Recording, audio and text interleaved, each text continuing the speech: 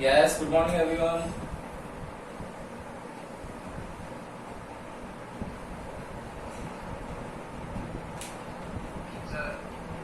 Good morning बेटा, good morning. Good morning, good morning. सबको voice clear आ रही है?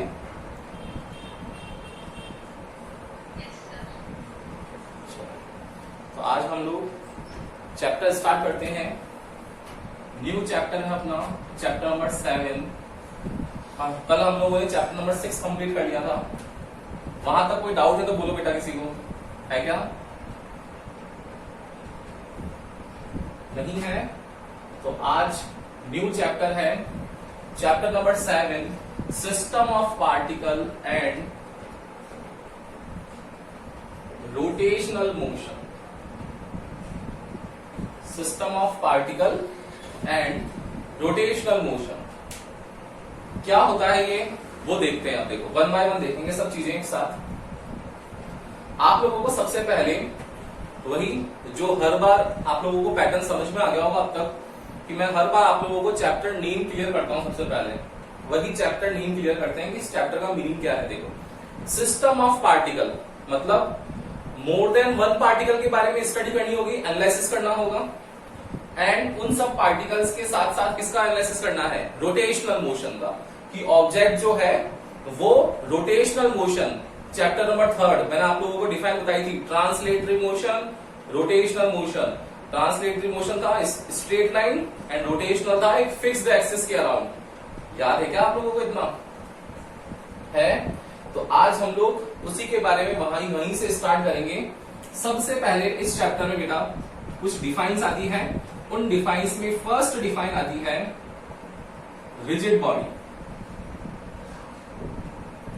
मैंने आप लोगों को ये वर्ड समझाया था रिजिड, जब हम लोग सिंपल पेंडुलम कर रहे थे सेकंड चैप्टर में. तो मैंने बताया था ये जो है सरफेस, ये रिजिड सरफेस है, ये जो पॉइंट है वो रिजिड पॉइंट है, बताया था. आज उसी की डिफाइन आ गई रिजिड बॉडी की. क्या होता है रिजिड बॉडी? रिजिड का मतलब क्या होता है? जो सॉलिड शेप में रहती हो. भाई रिजिड का मतलब आप लोग यही समझते हो सबसे पहले कि रिजिड का मतलब क्या होता होगा? Solid shape. मान लो ये सॉलिड शेप है, तो क्या सॉलिड शेप जो है इसका साइज जो है वो डिफॉर्म होता है क्या? होता है क्या? कि अगर हम लोग कोई फोर्स लगाए, यहां पर एक्सटर्नल फोर्स लगाएं, तो क्या होगा कि इसके जितने भी पार्टिकल्स हैं, पार्टिकल्स होंगे, ये पार्टिकल्स हैं, तो ये जो पार्टिकल्स होते हैं ये फोर्स लगाने पर शिफ्ट नहीं होते हैं. इनकी पोजीशन जो है वो पोजीशन फिक्स रहती है, कभी भी पोजीशन शिफ्ट नहीं होगी. तो पोजीशन शिफ्ट नहीं होती है, इस वजह से इनको क्या बोलते हैं? रिजिड बॉडी बोलते हैं. लेकिन अगर हम लोग एक सर्टेन अमाउंट से ज्यादा अमाउंट का फोर्स अप्लाई कर दें तो क्या होगा? ये सॉलिड जो है वो डिफॉर्म हो जाएगा, इसका जो साइज और शेप है वो मेंटेन रहेगा ही नहीं. मतलब यहां पर ये डिफॉर्मेशन हो गया. तो रिजिड बॉडी क्या है? रिजिड बॉडी यही चीज है. क्या? When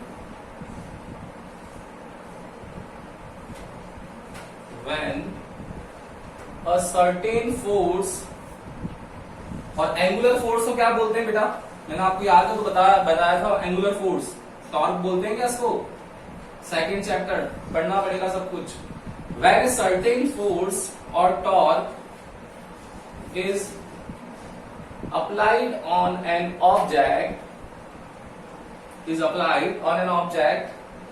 and position of the particles remain unchanged, then that object is known as rigid body. Okay, तो रिजिड बॉडी क्या होती होगी? रिजिड बॉडी है कि अगर हम लोग किसी भी ऑब्जेक्ट पर एक फोर्स अप्लाई कर दें, तो फोर्स अप्लाई करने से पोजीशन ऑफ द पार्टिकल्स जो है वो अगर अनचेंज रहे, तब उस ऑब्जेक्ट को बोलते हैं हम लोग. कौन सा ऑब्जेक्ट? Rigid body. ठीक है. अब रिजिड बॉडी है तो इसमें पार्टिकल्स देखो है क्या? तो क्या ये एक सिस्टम डिनोट करेंगे? नहीं करेंगे. तो उस सिस्टम को हम लोग इस सॉलिड से ले सकते हैं, और सिस्टम ऑफ पार्टिकल्स है, मतलब ये एक हमारे पास सिस्टम है जिसके नंबर ऑफ पार्टिकल्स प्रेजेंट है, काफी सारे हैं, उसको बोल दिया रिजिड बॉडी। रिजिड बॉडी क्या हुआ, सर्टेन फोर्स और टॉर्क अप्लाई करो किसी ऑब्जेक्ट पर तो ऑब्जेक्ट जो होता है उसके पार्टिकल्स की पोजीशन चेंज नहीं होती है। ठीक है, आया समझ में, ये है रिजिड बॉडी। इसके बाद में सेकंड डिफाइन आती है वही जो मैंने आप लोगों को बताया था, रोटेशनल मोशन से है, तो नेक्स्ट वही आता है मोशंस ऑफ रिजिड बॉडी। देखना यहां पर आप लोगों के पास में there are 3 types of motions. First one है जो आप लोगों ने पहले पढ़ रखा है, ट्रांसलेटरी मोशन। फिर सेकंड आप लोगों ने पढ़ रखा है रोटेशनल और सर्कुलर मोशन। एंड थर्ड आप लोगों को इसमें पढ़ना है चैप्टर में, इसको बोलते हैं रोलिंग मोशन। कौन सा मोशन, रोलिंग। क्या फर्क है बेटा, रोलिंग वर्ड तो आप लोगों ने पहले भी समझ रखा ना, रोलिंग फ्रिक्शन था, आया याद आप लोगों को। तो ये रोलिंग फ्रिक्शन वाली केस हो गई कि translatory motion, rotational motion and rolling motion. क्या होगा बोलो, आप लोगों से जवाब आना चाहिए। भाई ट्रांसलेटरी मोशन क्या होता है, क्या होता है कि भाई ऐसा मोशन जिसमें ऑब्जेक्ट के पार्टिकल्स जो हैं वो स्ट्रेट लाइन में मूव करते हैं। ठीक है, तो स्ट्रेट लाइन मोशन को ही ट्रांसलेटरी मोशन कहते हैं। फिर हो गया rotational motion, the motion in which particles of the object move in a circular path, then it is known as rotational motion. और ये जो मोशन होता है ये अबाउट ए सर्टेन एक्सिस होता है। ये जो एक्सिस है ना, ये एक्सिस यहां पर मूविंग नहीं कर रही है, ये एक्सिस जो है वो फिक्स्ड एक्सिस है। कौन सी एक्सिस है, फिक्स्ड एक्सिस है क्या। जैसे देखो आप लोगों का फैन है, फैन में क्या होता है कि ऊपर से उसका पोल टाइप का है पोर्शन और नीचे उसमें वो रोटेशन हो रहा है। तो क्या हो रहा है, ये एक्सिस है फिक्स्ड एक्सिस के अराउंड रोटेशन हो रहा है ना। तो ये कौन सा मोशन है, रोटेशनल मोशन है। अगर रोलिंग मोशन है तो रोलिंग मोशन कैसा होगा, रोलिंग मोशन भी कैसा होता है, सर्कुलर मोशन ही है, ये सर्कुलर मोशन ही है, लेकिन इसके अंदर ये जो एक्सिस है ये खुद भी रोटेट करती है। ठीक है, the motion in which object move around a moving axis, इसमें क्या आ गया, सर्टेन फिक्स्ड एक्सिस, यहां पर क्या आ गया, moving axis, then it is known as rolling motion. Okay, तो तीनों मोशंस आप लोगों को क्लियर होने चाहिए। First one is translatory motion.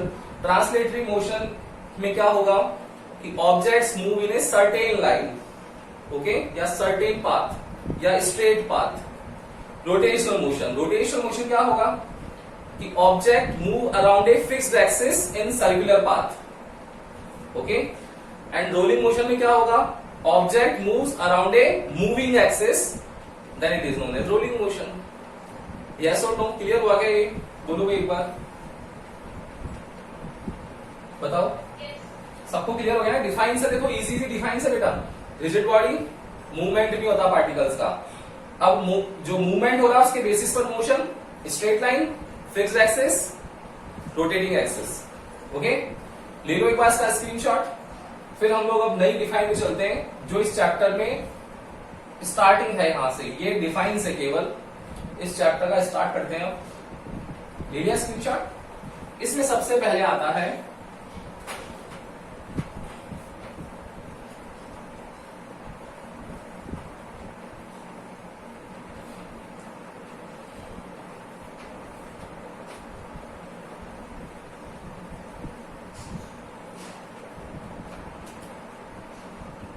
सबसे पहले आता है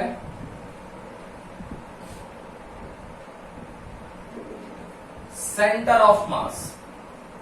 इसको डिनोट करते हैं CM से, सेंटर ऑफ मास। क्या होता है भाई ये सेंटर ऑफ मास, पता है क्या किसी को? देखो, ऑब्जेक्ट्स होंगे, उनके मासेस गिवन होंगे, उनका सेंटर फाइंड करना है। कैसे करोगे?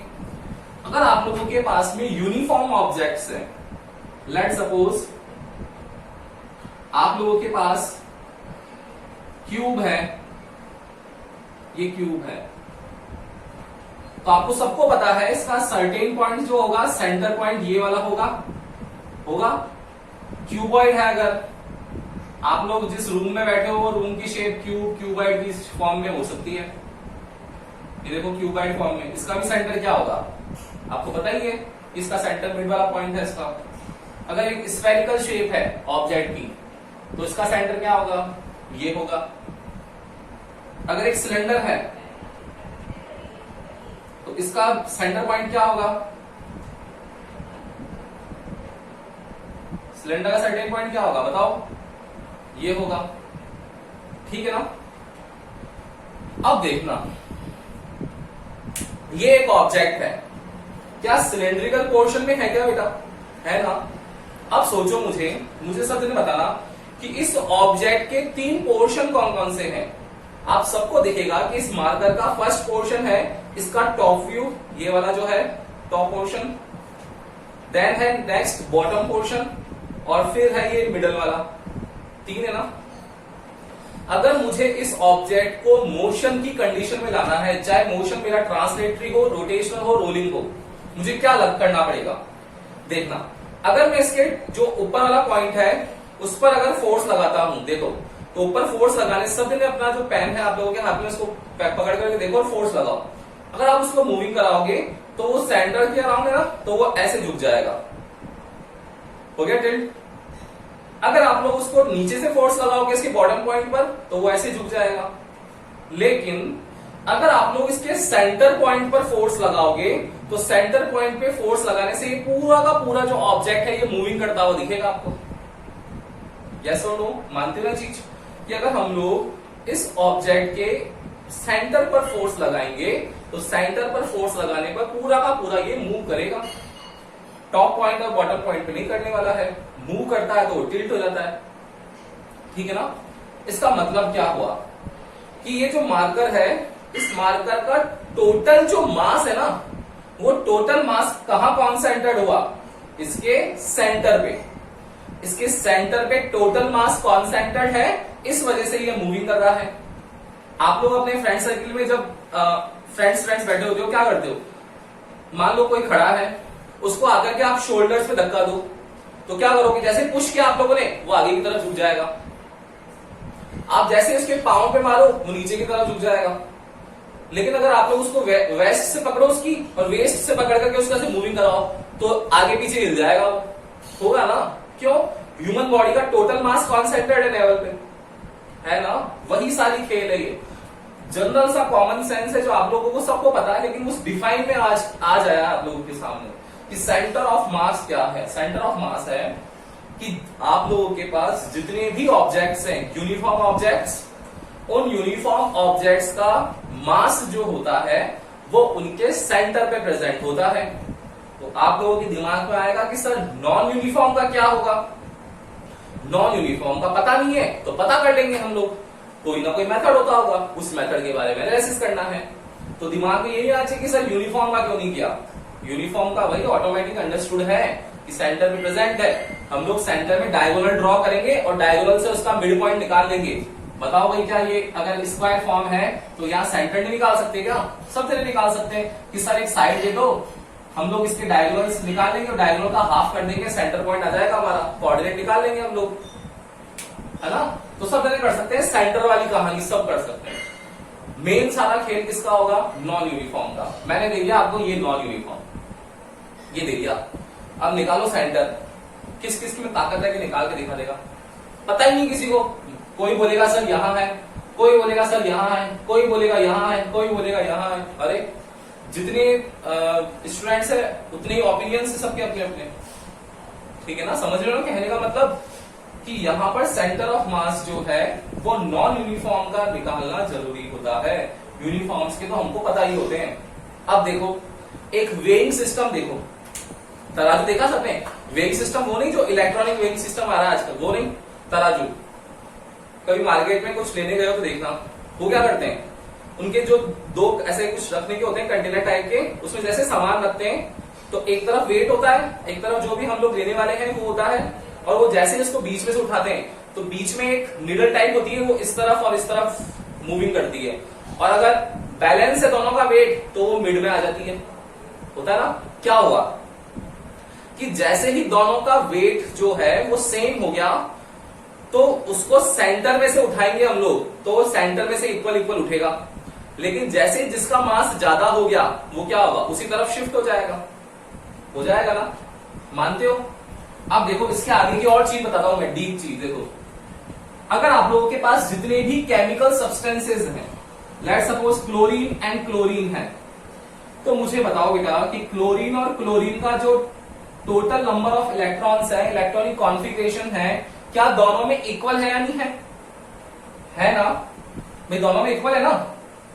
तो जब दोनों में इक्वल हैं तो इन दोनों का जो टोटल मास कॉन्सेंट्रेट रहेगा वो कहां रहेगा? सेंटर पे रहेगा। अगर हाइड्रोजन है, दूसरा हाइड्रोजन है, तो इनका टोटल मास कहां रहेगा? कॉन्सेंट्रेट हाइड्रोजन के सेंटर में रहेगा, कहीं जो लाइन इनको कोवेलेंट बॉन्ड है जो ज्वाइन कर रहा है उनको वहां होगा। लेकिन मान लो एक H है, H प्लस, और एक Cl माइनस है, अब बताओ कहां रहेगा? अब बताओ क्या सेंटर में रहेगा क्या? बिल्कुल नहीं रहेगा। क्यों नहीं रहेगा? रीजन कि सर H प्लस का तो देखो आप खुद जानते हो सर कि एक इलेक्ट्रॉन होता है, और क्लोरीन है सर यहाँ पर 7 इलेक्ट्रॉन्स हैं, इलेक्ट्रॉन्स का एक्सचेंज हो जाएगा तो इस भाई साहब के पास कुछ भी नहीं बचेगा और इसके पास 8 इलेक्ट्रॉन हो जाएंगे, तो ताकत ज्यादा हो गई सर इसकी, तो ज्यादा फोर्स से खींच लेगा, इसका मतलब सेंटर ऑफ मास जो होगा वो क्लोरीन की तरफ शिफ्ट हो जाएगा। यस और नो? आया क्या समझ में? बोलो, अरे बोलो भाई। Yes sir. तो H प्लस और Cl माइनस का सेंटर कहां शिफ्ट हो जाएगा? Cm की तरफ हो जाएगा। अब मान लो कोई और भी ले लो, जैसे AlCl3 ले लिया, क्या होगा? एल्यूमिनियम है, क्लोरीन है, क्या होगा? मास शिफ्ट कहां होना चाहिए? डेफिनेटली आप लोगों का आंसर होगा कि सर क्लोरीन की तरफ होगा, क्योंकि एल्यूमिनियम से ज्यादा पावरफुल, ज्यादा इलेक्ट्रॉन्स की जो कैपेसिटी है वो क्लोरीन की है, तो क्लोरीन का इलेक्ट्रॉन ज्यादा है, मतलब उसका इलेक्ट्रोस्टैटिक फोर्स ज्यादा है, खींच लेगा अपनी तरफ, सेंटर ऑफ मास शिफ्ट हो जाएगा। ठीक है ना? तो ये जो ओवरऑल आइडिया दिया मैंने आप लोगों को कि uniform objects, non uniform objects, फिर आपके पास केमिकल सब्सटेंसेस जो होते हैं उनमें कैसे निकालते हैं, यूनिफॉर्म ऑब्जेक्ट का सेंटर ऑफ मास कैसे निकाल सकते हैं, ये सब चीजें आप लोगों को ऑटोमेटिक थोड़ा सा आइडिया लगने चालू हुआ होगा। लेकिन इस नॉन यूनिफॉर्म का मैंने आप लोगों को बोल करके छोड़ दिया कि हम लोग इसका पता नहीं कर सकते, पता करना पड़ेगा, कोई ना कोई मेथड होगा, उसी मेथड पे अब हम लोग मूव करने वाले हैं आगे। ओके, तो ले लो इसका एक बार स्क्रीनशॉट, फिर आगे इसकी डिफाइन लिखते हैं। सबसे पहले तो डिफाइन बताओ क्या हो जाएगी सेंटर ऑफ मास की? क्या हो जाएगी? बोलो, सेंटर ऑफ मास की डिफाइन बताओ भाई, जो समझाया उस अकॉर्डिंग क्या होनी चाहिए आपकी लैंग्वेज में? नहीं? देखो, अ point of an object, a point of an object, ये ऑब्जेक्ट डिजिट बॉडी होगा हमेशा, अ point of an object on which total mass is concentrated at its center, then that point is known as center of mass, known as center of mass।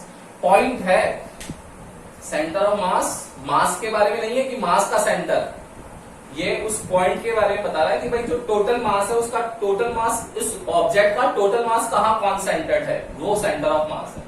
तो a point of an object on which total mass is concentrated at its centre, then that point is known as centre of mass. Okay, ले लो एक बार screenshot. फिर centre of mass निकालते कैसे हैं, उसके कोऑर्डिनेट्स क्या होंगे वो देखते हैं। ले लिया स्क्रीनशॉट? अब देखना। यस, बोलो।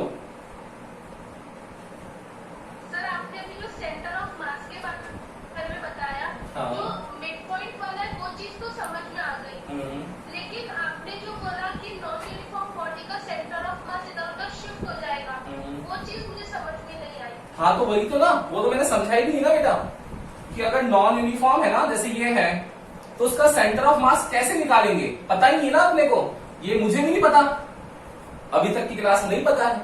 लेकिन क्या कर रहे हैं हम लोग, वही प्रोसेस कर रहे हैं कि अगर आपके पास नॉन यूनिफॉर्म आ गया तब कैसे निकालोगे, वो मेथड सीख रहे हैं अपन अब इस चैप्टर में, अपने को वही सीखना है। यूनिफॉर्म ऑब्जेक्ट्स का सेंटर ऑफ मास आप लोगों ने 10th क्लास तक ही निकालना सीख लिया था, 7th 8th से सीख लिया था आप लोगों ने कि कोई भी एक ऑब्जेक्ट है यूनिफॉर्म, उसका सेंटर निकालना सीख ही लिया था आप लोगों ने। तो सेंटर मतलब अब आपको पता पड़ा है कि अच्छा उसको सेंटर ऑफ मास बोलते थे, अच्छा उसका टोटल मास कौन सेंटर करता है, ये तो पता पड़ा है आपको। बाकी आप लोगों को निकालना पहले से आता है, वो इंफॉर्मेशन आपको मैंने दी है जस्ट अभी इस चैप्टर से रिलेटेड। नॉन यूनिफॉर्म का नहीं पता था आपको, नॉन यूनिफॉर्म का सीखना है पूरे चैप्टर में, है ना। तो अभी हम लोग नॉन यूनिफॉर्म से स्टार्ट कर रहे हैं बेटा, ठीक है। तो सबसे पहले हेडिंग है, इसी के बारे में पढ़ेंगे अपन। सबसे पहले हेडिंग है इसी टॉपिक से related, coordinates of centre of मास। कि सेंटर ऑफ मास के कोऑर्डिनेट्स कैसे निकाल सकते हैं हम लोग, देखना।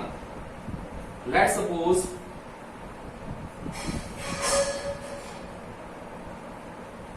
ये आप लोगों के पास में XY कोऑर्डिनेट सिस्टम है। इस XY कोऑर्डिनेट सिस्टम के अंदर 2 पार्टिकल्स प्रेजेंट है, particle A and particle B, having mass m1 and m2 with respect to position vector r1 and r2। ये कहानी क्लियर है ना भाई, r1 r2 पोजीशन वेक्टर होते हैं, ये सब चीज समझ में आती है आपको। इन दोनों के बीच में जो डिस्टेंस और डिस्प्लेसमेंट होगी वो डिस्प्लेसमेंट वेक्टर से लिखते हैं, 4th चैप्टर मैंने बता रखा आपको। देखो अब m1 और m2 है, क्या होगा बेटा, इस सिस्टम को आप लोग कैसे समझ सकते हो।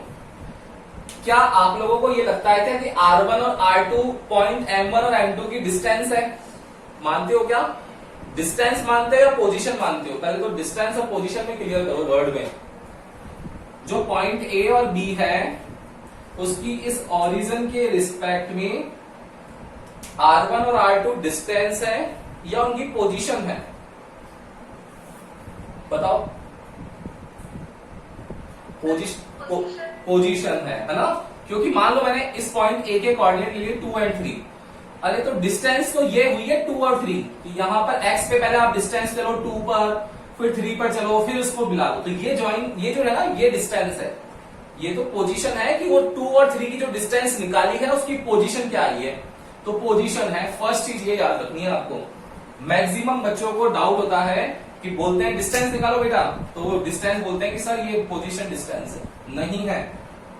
सेकंड चीज, अगर मैं बोलता हूं इस सिस्टम को मैंने यहां ड्रॉ कर लिया कि एक m1 है एक m2 है, इस m1 और m2 का जो मास है वो नियरली इक्वल है, नियरली इक्वल है, एग्जैक्ट इक्वल नहीं है, नियरली इक्वल है।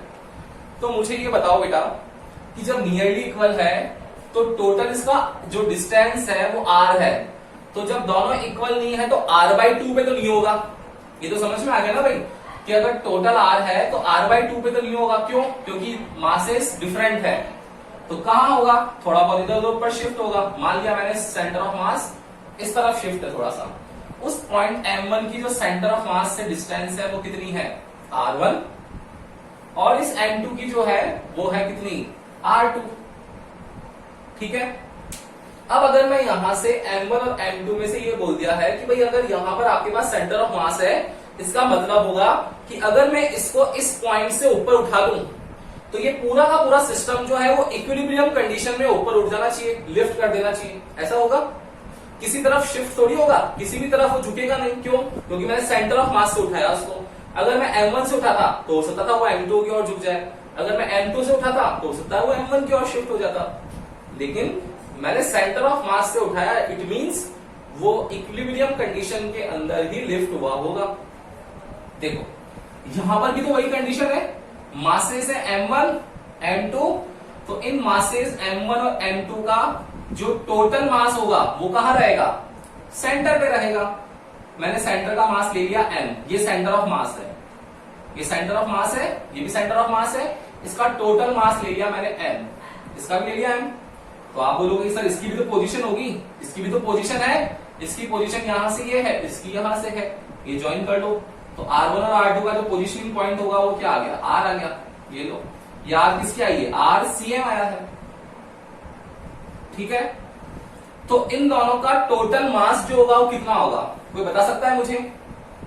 बोलोगे कि भाई ये जो आप बोलोगे कि sir total centre of mass है, इसका मास गिवन है m। ओके, इस मास की पोजीशन कितनी है, आप लोग बोलोगे कि सर टोटल मास m है, उस मास की पोजीशन है कितनी सर, RCM है सर, और ये इक्वल होगा, टोटल है ना, टोटल किस किस के इक्वल होगा कि m1, उस m1 की पोजीशन कितनी है R1, तो ये सर इक्वल होगा m1 R1 के प्लस m2 भी तो है, तो m2 R2 के भी इक्वल होगा। क्या ये इक्वेशन सबको समझ में आई क्या, यस और नो? बोलो भाई, नहीं आई तो वापस बता दूंगा मैं। बोलो भाई बोलो, क्या आप लोगों को समझ में नहीं। नहीं आई? देखो वापस देखो, कोई डाउट नहीं है यहाँ पर। ये चैप्टर आप लोगों की बुक का सबसे टफेस्ट चैप्टर है, मैं फिर बोल दूंगा आप लोगों को, टफेस्ट चैप्टर है बेटा, बिल्कुल एक्टिव होके बैठना पड़ेगा। नहीं आता समझ में अच्छे अच्छे बच्चों को भी, देखना वापस समझना ध्यान से, देखना भाई सिद्धि। ये एक मार्कर है बेटा, मैंने यहाँ पर एक पॉइंट है उस पर एक मास लगा दिया, सस्पेंडेड कर दिया। इसका जो दूसरा पॉइंट है मैंने वहां भी सस्पेंडेड कर दिया। अब मैंने क्या करा, इसको बीच में से पकड़ा और इसको उठा दिया। अगर आप बोलोगे कि सर आप इसको M1 से रखो, तो देखो ये नीचे झुक सकता है, हो सकता है। अगर आप इसको सर M2 से पकड़ो, हो सकता है इधर झुक जाए, हो सकता है ना। लेकिन अगर इसको मैं सेंटर से पकड़ूंगा तो ये हमेशा ऊपर की ओर लिफ्ट करेगा। मतलब इन दोनों ऑब्जेक्ट्स पर जो फोर्स लग रहा है M1 M2 पर, वो इक्विलिब्रियम कंडीशन में लग रहा है। बताओ यहां तक समझ में आया क्या? यहां तक कोई दिक्कत नहीं ना? Yes, sir. अब देखना, अब देखो कि ये M1 है पॉइंट A पर, पॉइंट B पर M2 है। जो इन दोनों को लाइन ज्वाइन कर रही है उसका ये जो पॉइंट है वो सेंटर ऑफ मास है। ओके, तो मुझे आप लोगों को टोटल मास निकालना है। अब एक प्रैक्टिकल चीज सोच करके देखो कि ये बीच में से क्यों उठा, क्योंकि आपने इसको बीच में से इतना फोर्स लगा दिया कि वो M1 और M2 के दोनों फोर्स के इक्वल हो गया। यस और नो, मान लेगा ये चीज? हो गई क्या कि भाई यहां पर M1 का जो वेट फोर्स लग रहा था मान लो 20 न्यूटन का है, यहां M2 का फोर्स है वो भी 20 न्यूटन का है। तो बताओ इन दोनों को लिफ्ट कराने के लिए आपको क्या 20 न्यूटन लगाना पड़ेगा या 40 न्यूटन लगाना पड़ेगा? बोलो। 40 न्यूटन लगाना पड़ेगा। बस यही तो कहानी सिखा रहा हूं आपको कि ये 40 न्यूटन निकाल लिया। तो जो टोटल मास है ना वो 40 न्यूटन है। तो 40 न्यूटन पर फोर्स लगा रहे हैं तो उसकी पोजीशन कितनी है? पोजीशन है RCM। तो ये बोलता है कि भाई जो टोटल मास है ना M, वो किसके इक्वल होना चाहिए? M1 और M2 के। ये तो आपको जनरल समझ में आता ही है, आता है ना। लेकिन यहां पर हमको उसके कोऑर्डिनेट्स निकालने हैं। कोऑर्डिनेट्स का मतलब है उसकी पोजीशन निकालनी है। पोजीशन निकालनी मतलब इस M की पोजीशन किसके रिस्पेक्ट में निकालनी है? RCM के। मतलब अगर इस इक्वेशन को मैं अगर रिकंस्ट्रक्ट करूं तो ये M मास है, उस मास की पोजीशन कितनी है? RCM है। किसके इक्वल है? कि ये टोटल मास आ गया सेंटर ऑफ मास। ये किसकी वजह से आया? उस पॉइंट्स की वजह से आया। तो कितना आया कि सर M1 है उसकी पोजीशन R1 थी, M2 है उसकी पोजीशन R2 थी। ठीक है, आया समझ में? आया? आया? अब देखना, अगर मैं इसको नॉन यूनिफॉर्म में भी समझा दूं बेटा, एक बार देखो ध्यान से देखना, बहुत इंटरेस्टिंग चीजें हैं। अगर सही से समझोगे तो आपको सब समझ में आएगा। सोचो आप लोगों के पास में कोई भी एक ऐसा ऑब्जेक्ट रखा हुआ है अभी, जिसको ले लो, ऊपर नीचे है वो, मतलब टेढ़ा मेढ़ा है, डिफॉर्मेशन हो रखा उसका। मुझे बताओ कि ये जो ऑब्जेक्ट होगा इसको मैं ऐसी कहीं जगह से उठाऊंगा जहां पर टोटल आ जाएगा फोर्स। जैसे मेरे पास अभी अगर मान लो ये बॉटल है, तो इस बॉटल को अगर मैं देखो यूनिफॉर्म है क्या? नहीं है। ऊपर से इसका एरिया जो है वो कम है, नीचे से इसका जो एरिया बॉटम एरिया ज्यादा है, तो नॉन यूनिफॉर्म है, कि यूनिफॉर्म नहीं है। क्या होगा बेटा कि मेरा यहां जो टॉप पॉइंट पर फोर्स लगा रहा हूं वो डिफरेंट है, जो बॉटम पॉइंट पे फोर्स लगा रहा हूं बैलेंस करने के लिए वो डिफरेंट है। क्यों? क्योंकि इसका सरफेस एरिया ज्यादा है, इसका सरफेस एरिया कम है, सीधी सी बात है। तो अगर मैं इस चीज को, अगर इसका सेंटर ऑफ मास निकालना चाहूं, तो आप लोगों का आंसर क्या ये आने वाला है क्या कि सर इसका सेंटर ऑफ मास इसके सेंटर पे प्रेजेंट होगा? तो ऐसा आ सकता है क्या? नहीं आ सकता ना। क्यों? क्योंकि सर ये नॉन यूनिफॉर्म है। तो कहीं ना कहीं से तो आएगा ना। तो कहां से आएगा? मैंने मान लिया कि भाई M1 यहां पर है, M2 यहां पर है मेरा। अरे तो इस पॉइंट की पोजीशन निकालनी पड़ेगी, नहीं पड़ेगी? ये डिस्टेंस निकालोगे तभी तो पता पड़ेगा आपको कि इतनी डिस्टेंस से उठा लोगे तो ये पूरा का पूरा ऑब्जेक्ट इक्विलिब्रियम में आ जाएगा। तो डिस्टेंस आनी चाहिए, नहीं आनी चाहिए? बिल्कुल आनी चाहिए। यहां भी वही खेल है कि जो टोटल मास है उसकी पोजीशन आपको बतानी पड़ेगी कि किस जगह पर आया। वो पोजीशन आपके पास में RCM है, उसके कोऑर्डिनेट्स रिस्पेक्टिवली M1 M2 के R1 R2 है। क्लियर है? आया समझ में? देखना प्रैक्टिकल है, सोचना पड़ेगा थोड़ा सा आप लोगों को। तो अगर अब मैं इस RCM के कोऑर्डिनेट निकालूं तो ये RCM क्या होगा बेटा? ये हो जाएगा M1 R1 plus M2 R2 upon total M। Total M किसके इक्वल है? मासेस के।